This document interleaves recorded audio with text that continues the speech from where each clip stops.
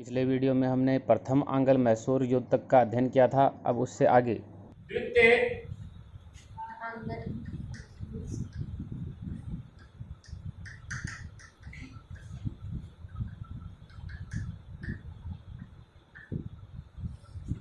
कब है 1780 से।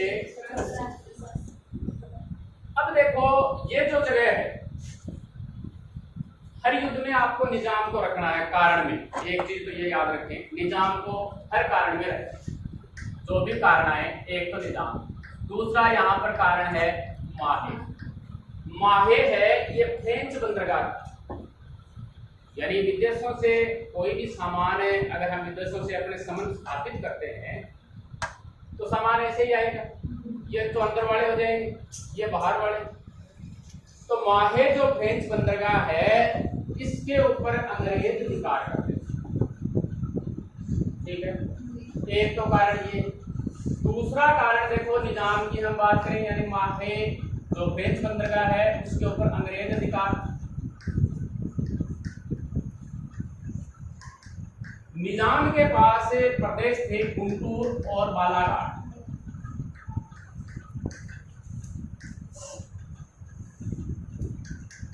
ये प्रदेश निजाम है वो अंग्रेजों को दे देता है। देखो ये तो देने का काम करते हैं और बदले में कहते हैं कि जी आप 7 की दीवानी हमें देते हैं। यानी दीवानी इनका अधिकार गुंटूर और बालाघाट का निजाम जो है वो अंग्रेजों को दे देता है कि बदले में 7 लाख रुपए देते हैं। इस युद्ध से पहले की स्थिति है ये। ठीक है, अब देखो इसमें एक युद्ध में ये कारण था कि ये बाहरी आक्रमण के समय सहयोग करेंगे। 1771 के अंदर मराठे हैं वो मैसूर पर आक्रमण कर देते हैं, लेकिन ये सहयोग नहीं करते अंग्रेज। यानी वादा था कि कोई भी बाहरी शक्ति है वो अगर हम पर आक्रमण करेगी कोई से तो सहयोग करेंगे, लेकिन नहीं करना। हम इसकी निजाम वाली की बात करते हैं। गुंटूर यानी मराठे हैं, इनके विरुद्ध तो है।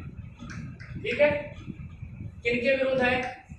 मैसूर के विरुद्ध भी है, अंग्रेजों के विरुद्ध भी है। ये विरुद्ध कैसे रहे मैसूर के? तो ये याद रखें कि मराठे जो हैं उनका था हिंदू पद बादशाही को धारण कर रखा था इन्होंने। मतलब हम हिंदुओं की ही सुरक्षा करेंगे, हिंदू धर्म को भारत के अंदर हिंदू धर्म का ही सबसे ज्यादा हम प्रचार या प्रसार करेंगे। ये है हिंदू पद बादशाही। क्योंकि आगे हम बात करेंगे हैदर अली के बाद में, जब टीपू सुल्तान होगा, टीपू सुल्तान के बारे में कहा जाता है कि जिस प्रकार यहाँ पर नहीं, केरल जो साउथ के लोग हैं वो कहते हैं कि जिस प्रकार उत्तर भारत में औरंगजेब एक सामान्य व्यक्ति था, यानी बहुत सारे लोगों का उसने धर्म परिवर्तन करवाया था, वैसे ही दक्षिण भारत का औरंगजेब कौन था?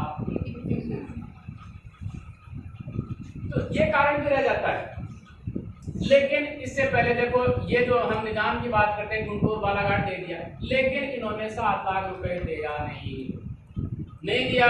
तो ये किसके साथ चले गए जी? हैदर के साथ में। हैदर प्लस निजाम, मराठे भी इनके साथ में आ जाते हैं। हैदर अली कहता है, हैदर अली के तो देखो अंग्रेज हमेशा ही दुश्मन। ठीक है, जो अंग्रेजों से दुश्मनी रखता है वो हैदर अली का मित्र हो सकता है। हैदर अली का वक्तव्य था उस समय। हैदर, निजाम, मराठे और वर्सेज किनके?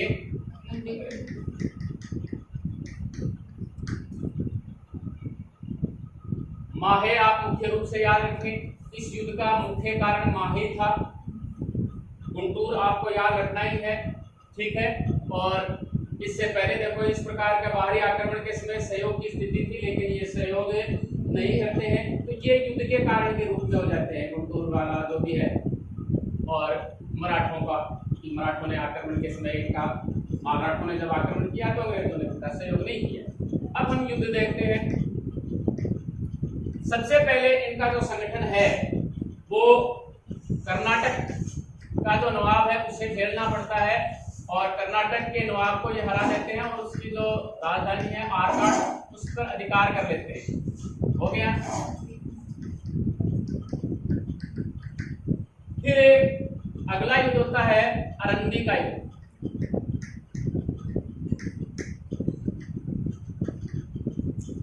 इस युद्ध में कहते हैं जब इनकी थोड़ी स्थिति कमजोर हो जाती है तो दो सेनाएं आती, एक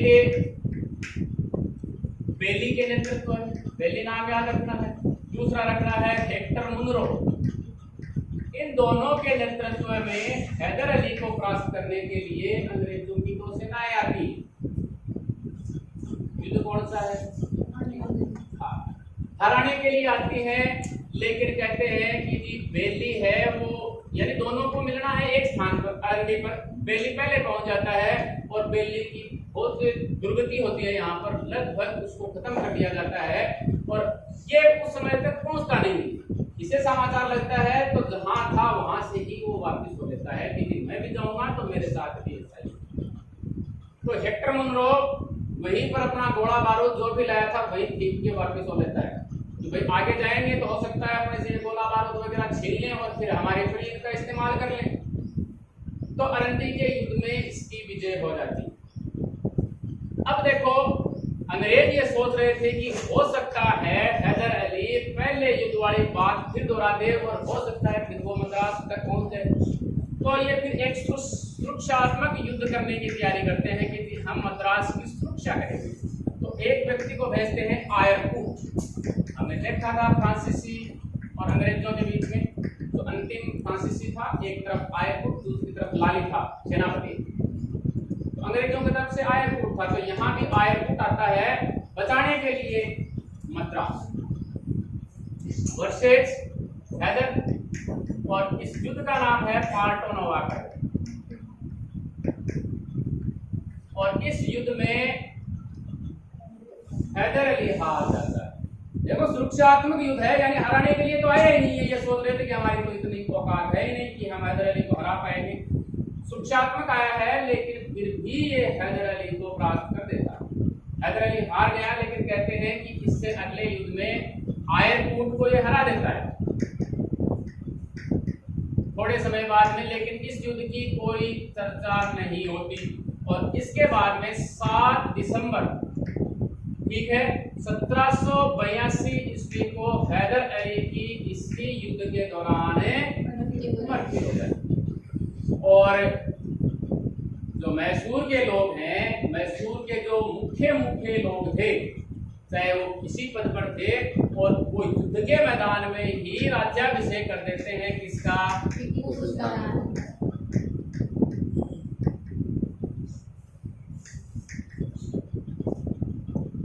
टीपू सुल्तान का युद्ध के मैदान में कहते हैं कि 2-3 दिन तक तो अंग्रेजों को पता नहीं चला कि भाई टीपू सुल्तान हैदर अली मारा भी गया है। टीपू सुल्तान की हम थोड़ी बात अपन पहले कर चुके हैं कि इस प्रकार का व्यक्ति था। थोड़ी सी बात हम और कर लेते हैं इसके बारे में। क्या था टीपू सुल्तान?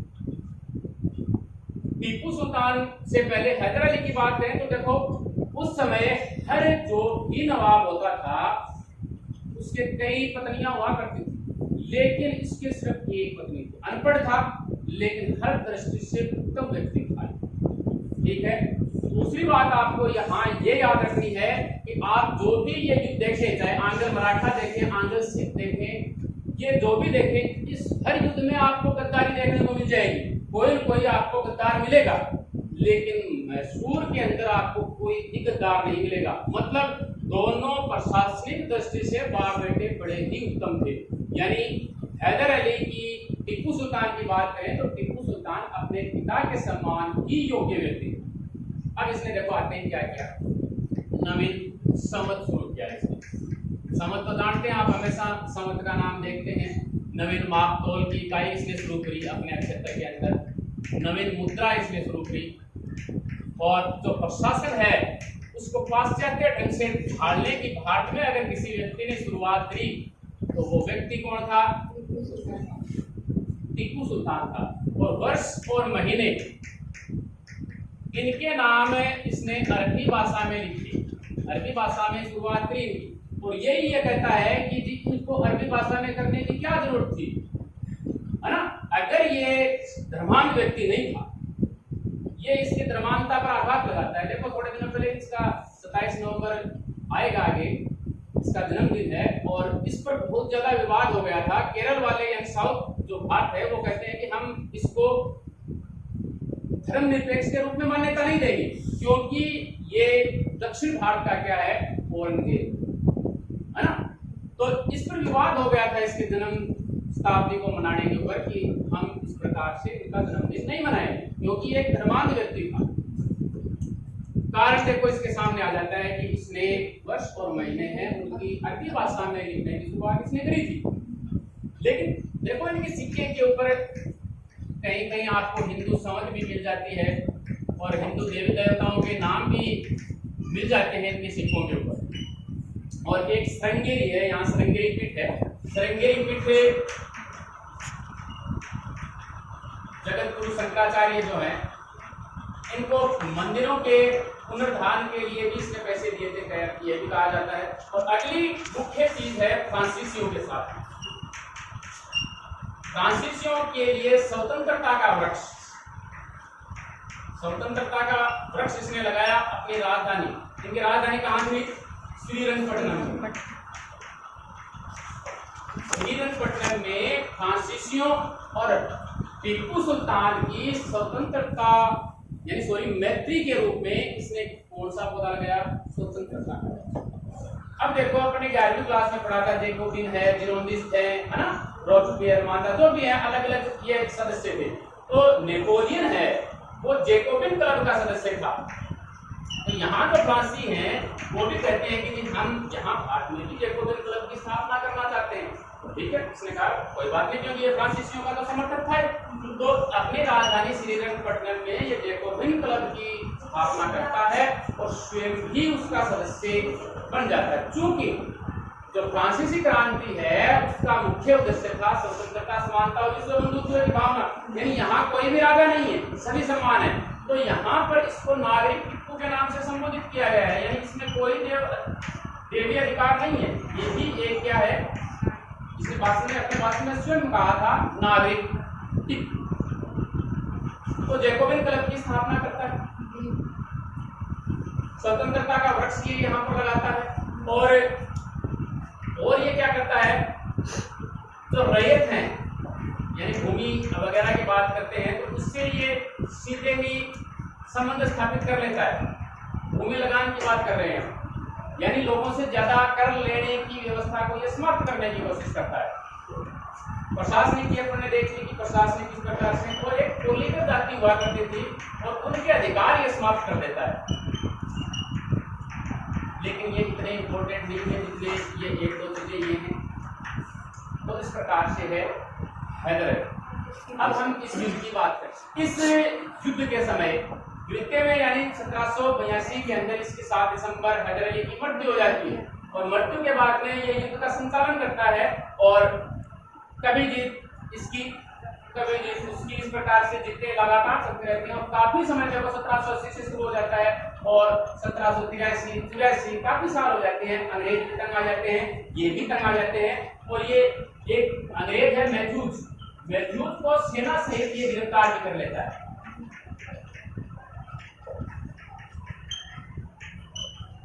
और फिर तंग आ जाते हैं तो कहते हैं कि हम संधि करेंगे। तो संधि हो जाती है मैंगलोर की संधि। और मैंगलोर की संधि वही आपको याद रखना है, यहाँ पर भी लिखित क्षेत्र लौटा देंगे। ठीक है, ये यहाँ होगा नहीं, ये भी नहीं होगा। अब दूसरा कारण इसके साथ में क्या होगा कि किसी के आंतरिक मामलों में हम हस्तक्षेप नहीं करेंगे। ये दूसरा कारण है ना। एक कारण ये हो जाएगा परिणाम, है ना, इस संधि के बाद में ये होना है। देखो ये विराम संधि है, ये नहीं है कि इसके ऊपर अंग्रेजों ने तो कभी अमल किया ही नहीं, अगर अमल ही करते तो दूसरा युद्ध होता ही नहीं, है ना। तो इस प्रकार से अब हम तीसरे युद्ध में चलेंगे।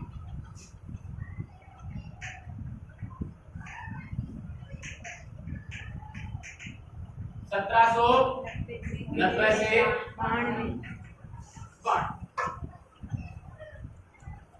अब देखो क्या होता है इसके अंदर। यहाँ एक जगह है क्राउन, इस युद्ध का सबसे तात्कालिक कारण, अगर हम प्रथम विश्व युद्ध की बात करें तात्कालिक कारण है, द्वितीय का तात्कालिक कारण है ना, वैसे ही तात्कालिक कारण है त्रावण। क्या होता है त्रावणकोर में कि त्रावणकोर का राजा है तो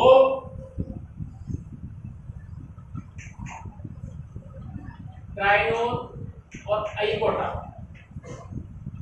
ये दो डच बंदरगाह थे और इन दोनों बंदरगाहों को त्रावणकोर का राजा खरीद लेता है, जबकि अपने माहे की सुरक्षा के लिए, इसकी सुरक्षा के लिए इसे टीपू सुल्तान खरीदना चाहता था। यानी इसे टीपू सुल्तान खरीदना चाहता था, लेकिन त्रावणकोर का राजा इसे खरीद लेता है और ये बात टीपू को अच्छी नहीं लगती और ये इसके ऊपर हमला कर देता है। चूंकि त्रावणकोर है वो अंग्रेजों का समर्थक था, इनका मित्र था, इस पर हमला मतलब है। तो यह है इसका तात्कालिक कारण इस युद्ध का।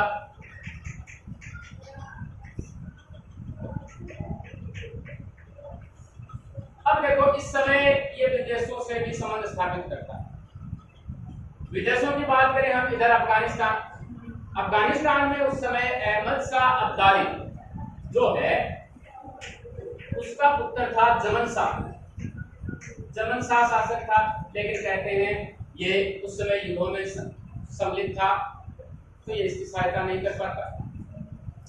आगे हम चलते हैं फ्रेंच के अंदर यानी फ्रांसीसियों के अंदर, तो वहां पर क्रांति चल रही थी फ्रांसीसियों के अंदर, है ना, तो वो भी सहायता नहीं कर पाते हैं। और अगर हम बात करते हैं बीच में कुस्तुनतुनिया की, इस्तांबुल, ऑटोमन साम्राज्य, तो ये भी इसकी सहायता किसी न किसी कारण से नहीं कर पाता।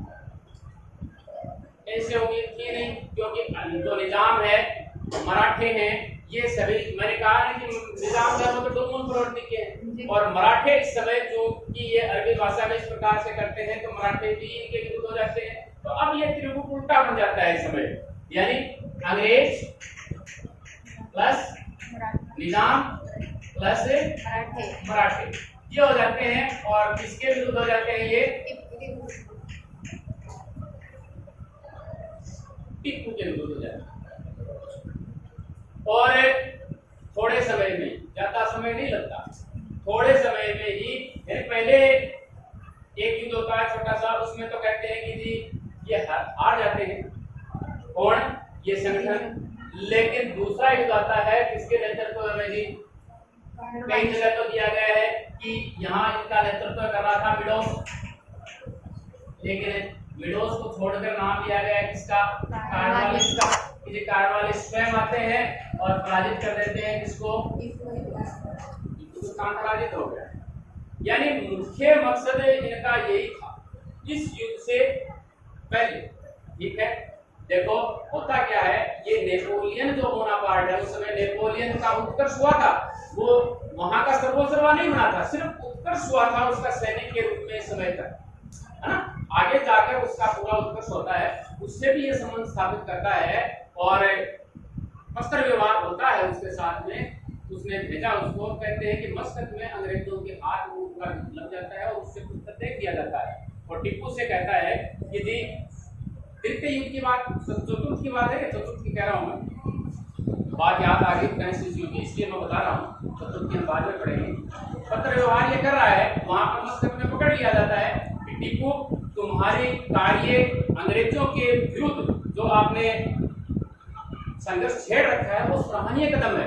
और मैं भी जब 1797 में की बात है, उनका मिस्र के साथ में युद्ध चल रहा था और जैसे ही मैं यहाँ मिस्र से भारी हो जाता हूँ, मैं आपकी सहायता के लिए वहां उपस्थित हो जाऊंगा और अपन दोनों मिलकर इनको हरा देंगे, अंग्रेजों को हरा।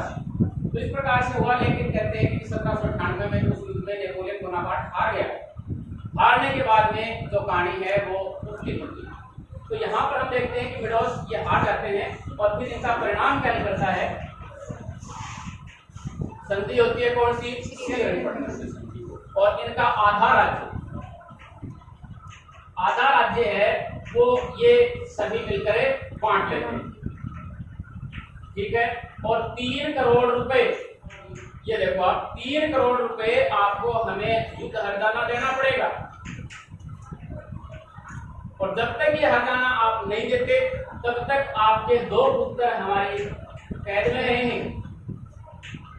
तो इस युद्ध ने टीपू सुल्तान को आर्थिक, सामरिक हर दृष्टि से भंग होना। कार्नवालिस यहाँ कहते हैं कि हमने अपने मित्रों को ताकतवर बनाए बिना ही अपने शत्रु को पंगु बनाया। तो कार्नवालिस खुश है इस युद्ध से और लगभग इसको समाप्त ही कर दिया। और इसके बाद में अगला युद्ध होता है चतुर्थ आंग्ल मैसूर। कब है? इस युद्ध का मुख्य उद्देश्य था हैदर अली को मार। नेपोलियन के साथ इसका पत्र व्यवहार और नेपोलियन के पत्र व्यवहार के बारे में अपन चर्चा कर चुके हैं कि अगर ये टीपू सुल्तान जीवित रहा तो ये भविष्य में हमेशा ही फ्रांसीसियों के साथ इस प्रकार से पत्र व्यवहार करता रहेगा, है ना? तो इसकी तो हत्या जरूरी। तो कहते हैं कि अब तक तो जो भी सेनाएं अंग्रेजों की आती थी वो इतनी प्रशिक्षित नहीं आती थी जितनी ये सेना थी। ठीक है, और कारण देखते हैं हम इससे पहले कि इस युद्ध के कारण क्या थे। तो हर प्रकार से फ्रांसीसी आएंगे, एक तो कि जी फ्रांसीसियों की इन्होंने सहायता की, ठीक है, और फ्रांसीसियों को उन्होंने उचित सम्मान भी दिया। किसने? टीपू सुल्तान। यानी फ्रांसीसियों का नाम, 2 कारण तो इनके फ्रांसीसियों के हो जाते हैं, फ्रांसीसी फ्रांसिस। फिर इस समय वेलेस्ली आ जाता है और वेलेस्ली कहता है कि जी मेरी आप सहायक संधि करो। सहायक संधि को मानने से ये इनकार कर दिया। जी सहायक संधि क्या है ये अपन देखेंगे। सहायक संधि को मानने से इनकार कर दिया, ये हो गया। और जो वेलेस्ली है वो तो मैसूर पर अधिकार करना ही चाहता था कि कैसे न कैसे मैसूर पर अधिकार करना ही है, ये भी इसका कारण। ठीक है, ये इसके जो आंग्ल मैसूर युद्ध है इनके कारण है। मुख्य काम है फ्रांसीसियों का नाम लिखना है आपको, फ्रांसीसियों को भूलना नहीं है, फ्रांसीसियों का सहयोग, फ्रांसीसियों को उचित सम्मान या पद है जो भी देना है, सहायक संधि है और मैसूर को मिला लेने की इनकी योजना, ये इसके कारण रहते हैं। अब उधर ये नेपोलियन के साथ पत्र व्यवहार भी आप इसके अंदर लिख सकते हो। नेपोलियन के साथ मतलब फ्रांसीसियों वाले चैप्टर में आ जाता है ये, नेपोलियन के साथ पत्र व्यवहार। और ये बात अच्छी नहीं लगती इसी, है ना? तो कि कोई हत्या करने के लिए और प्रशिक्षित सेना जाती है। देखो एक है, कौन कौन नाम है, देखो आर्थर वेलेस्ली, ये लॉर्ड वेलेस्ली है, आर्थर वेलेस्ली है, स्टुअर्ट है, हैरिस है, ये इस प्रकार के व्यक्ति जाते हैं और सदाशिव और मतावी 2 जगहों पर ये युद्ध होते हैं। कहते हैं ये युद्ध है वो टीपू सुल्तान को अचानक किया गया, बताया नहीं गया था कि युद्ध होना है, अचानक युद्ध किया गया। और ये युद्ध के लिए तैयार था टीपू सुल्तान, पता नहीं था फिर भी युद्ध के लिए तैयार था। तो कहने का मतलब है कि हो सकता है ये हर समय युद्ध के लिए तैयार रहता हो। और जब ये युद्ध हुआ तो कहते हैं कि जी एक भाग को तो सेना को इसने समूह नष्ट कर दिया था, लेकिन चूंकि तीसरे युद्ध में ये पंगु हो गया था, इसके पास सामरिक दृष्टि से, आर्थिक दृष्टि से कुछ बचा नहीं था, तो मरना तो था ही इसको। तो इन युद्धों में इसकी हत्या कर दी जाती है। और जो पहले वाला जो आडियार या वाडियार वंश है उसके एक व्यक्ति कृष्ण राय को गद्दी पर बिठा दिया जाता है। और वेलेस्ली इस समय कहता है कि पूर्व का साम्राज्य अब हमारे पैरों में है।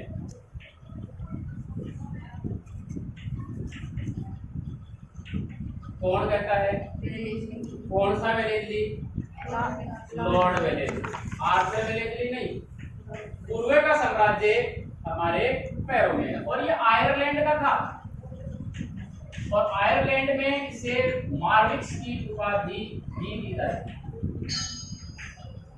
कन्नारम, कोयम्बटूर, श्रीरंगपट्टनम, ये जो जगह हैं वो तो अंग्रेज अपने में मिला लेते हैं और बाकी का थोड़ा सा एरिया इसे दे देते हैं और इसे गद्दी पर बैठा देते हैं। और 1799 में इनके साथ में क्या कर ली जाती है?